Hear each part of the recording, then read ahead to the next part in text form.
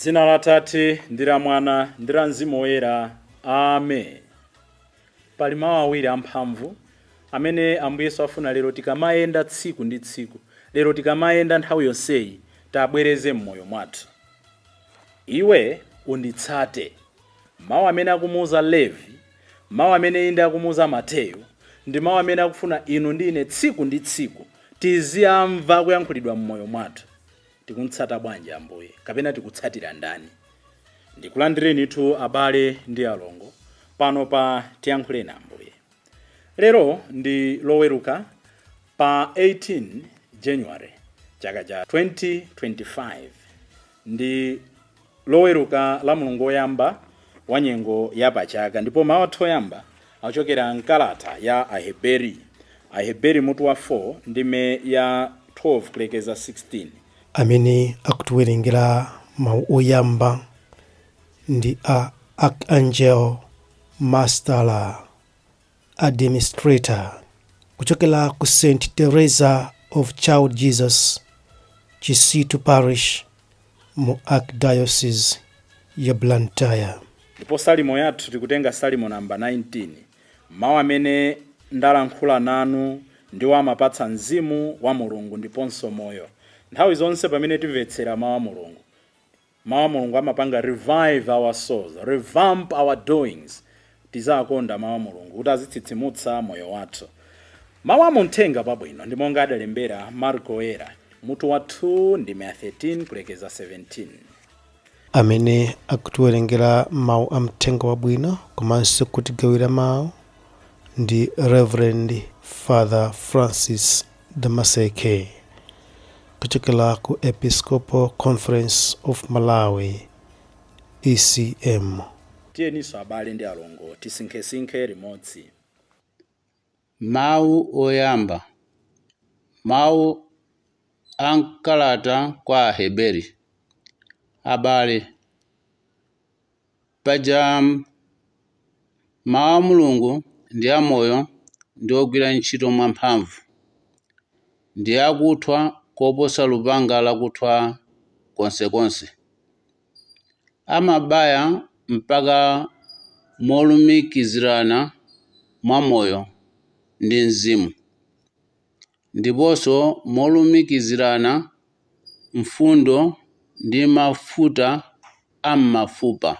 Amaweruza ngakhale zimene anthu amalingalira ndi kulakalaka m'mitima mwawo.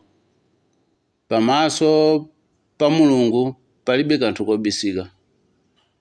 Zonse zili poyera ndipo nzovundukuka pamaso pa Iye amene tiyenera kumfotokozera zonse zimene tachita.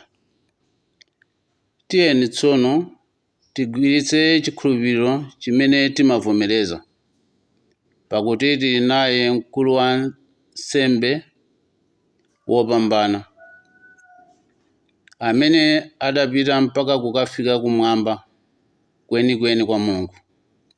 Iyeyu ndi Yesu, mwana wa Mulungu. Sitili ndi mkulu wa nsembe woti sangathe kutimvera chifundo chifukwa cha zofoka zathu. Wathu mkulu wa nsembe wonse anayesedwa pa zonse, monga momwe ife timayesedwera, koma Iye sadachimwe konse. Tiyeni tsono tiyandikire mopanda mantha ku mpando wachifumu wa Mulungu wokoma mtima. Kumeneko tidzalandira chifundo, ndipo mwakukoma mtima kwa Mulungu tidzapeza thandizo pa nthawi yake yeniyeni. Mawu a Ambuye. Tithokoze Mulungu. Ambuye akhale nanu. Mawu amuthenga wabwino monga adalembera Marko Woyera. Ulemu kwa inu Ambuye. Pa nthawi yomweyo Yesu adapitanso ku nyanja. Anthu ambirimbiri adafika komweko, ndipo Iye adayamba kuwaphunzitsa. Pamenenso ankayenda adaona Levi mwana wa Alifeyo ali pa ntchito m'nyumba ya msonkho. Adamuwuza kuti, iwe unditsate. iye adanyamuka nkumamutsatadi.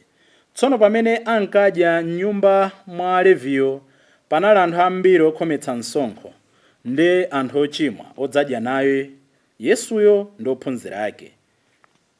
Anali anthu ambiri ndithu amene adatsagana naye.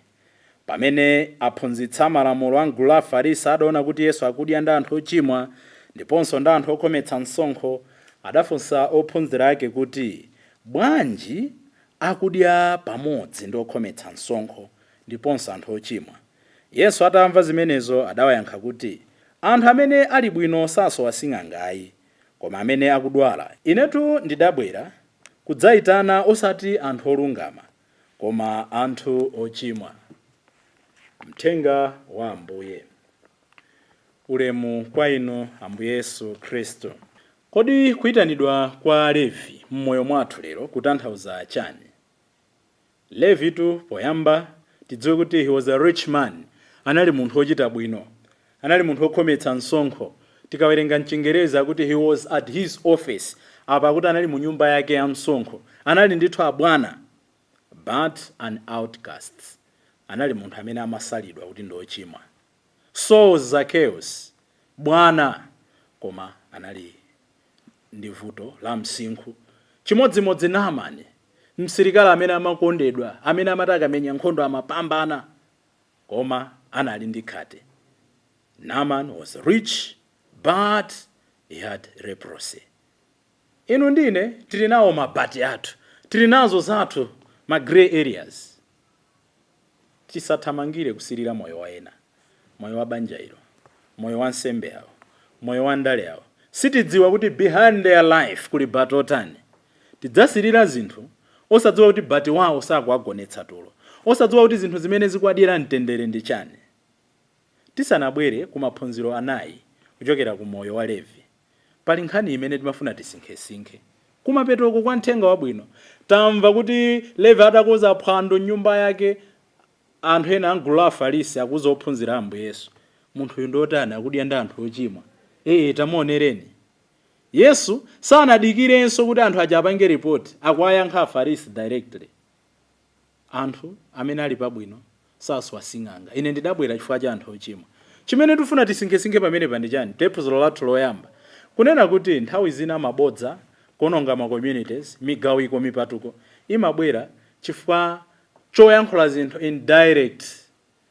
Muli ndi vuto ndi ine, muli ndi vuto ndi awo, muli ndi vuto ndi akazi anu, palibe chifukwa chomauzirana. Muli ndi vuto ndi amuna anu, palibe chifukwa chokauzira Nkhoswe. Kambiranani kaye pa uwiri wanu. Ngati muli ndi vuto ndi ine, come to me direct. Koma ambiri timachita ya Afarisi, aphunzitsanu wa bwanji. Chifukwa Ambuye Yesu sanafuna kulolera mabodza amene anayankhira direct. When you have issues, go direct to the concerned party, to the concerned person. Chachiwiri ndichonena kuti Ambuye samang'ana malebo amene tili nawo. Titokhala ndi malebo abwino kapena malebo oyipa. Mulungu sadzatidalitsa chifukwa kuti tili ndi malebo abwino kapena tili ndi malebo oyipa. Mulungu amaona ma potentials mwa ife, kuthekera kwathu. Sanamve kuti Levi ndokhometsa msonkho kapena ndochimwa kapena amabera anthu. Adaona kuthekera kumene kuli mwa Levi. Adaona chimene Levi amalakalaka. Mulungu amaona zimene inuyo mukulakalaka. It reminds us that God doesn't count our so many frailties or unworthiness or mistakes or the struggles that we go through in life.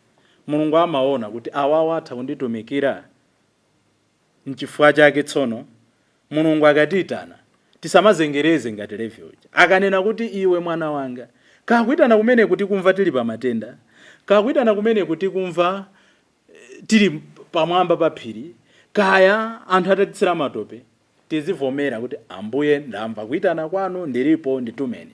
Levi atamva kuti iwo nditsate, sanachedwe nkufunsa kuti to follow you where, tizikatani, ndipezapo chani, tikakhala nthawi yayitali bwanji, ndipita ndi ndani, nanga phindu langa ndi chani. Atangomva kuti iwo nditsate, anasiya zonse. Monga ana Zebedeyo aja, monga Simoni komanso Andrea uja. We are called to do the same. Ndipo zikutionetsa kuti kutsatira Ambuye Yesu is all about making decisions, kusiya zonse. There are certain things that we must leave behind, certain decisions that we must make daily, letting go of things that may hold us back from fully embracing the call of God. Kenaka kuyitanidwa kwa Levi kukutikumbutsa, kukutiphunzitsa, kukutikodolera kunena kuti pamene tayamba kutsata Mulungu, pamene tayamba kutsata Ambuye, ndi nkhani yopanga maubale. Levi atamuyitana Ambuye kuti akadye kunyumba kwake, sanangopanga phwando la iye ndi akazi ake ndi ana ake ndi abale ake, akuti adayitanira ena okhometsa nsankho azake, ochimwa anzake. This shows us that following Jesus is not a solitary act. It calls us to share the good news with others. Kwa inu achinyamata, this means not just living out faith quietly, but being an example to others, inviting them to experience Jesus' love.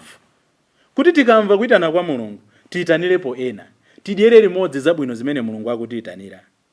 The people Levi brought into the house may not have been unlikely candidates for acceptance, but through him they encountered Jesus. Anthu ena tsiku limene sakadatha kukumana ndi Ambuye Yesu. Koma chifukwa kuti Levi wayitana, tabwerani kunyumba kuli phwando, kuli zoti tabwera mdzazionera konko kuli phwando, mkatikati mwa phwando akumana ndi Ambuye. Mwina awiri atatu anatembenuka, mwina awiri atatu nawo sanayamba kuntsata Ambuye. Inu ndine, Mulungu akatikodola, Mulungu akatitsanyulira madalitso ake, Mulungu akatithandiza kuti tizimtsata. We have a duty and a responsibility kupangitsa ena kuti azimtsatanso Ambuye. Tsoka la inu, tsoka langa, lonena kuti ena timafuna Mulungu tizimtsata tokha. Ndi timafuna ife tikhala abwino, ena apitilize kuchimwa. Ife tikhala abwino, ife tikhala opembedza, ena azooneka oipitsidwa msociety. The more we change, the more we cling to Jesus, the more we follow Jesus, the more we must invite others to follow Jesus. Tipemphererane tsiku la lero kuti mawu awa oti iwo nditsate, amene amamveka mmoyo mwa wina aliyense tsiku ndi tsiku, azibereka zipatso, azitithandiza kusiya zimene zikutilepheretsa, azitithandiza kutsegula maso athu ndi kuyitanira anthu ambiri ku chipulumutso. Iwe unditsate, dzina la Atate ndi la Mwana ndi la Mzimu Woyera. Amen.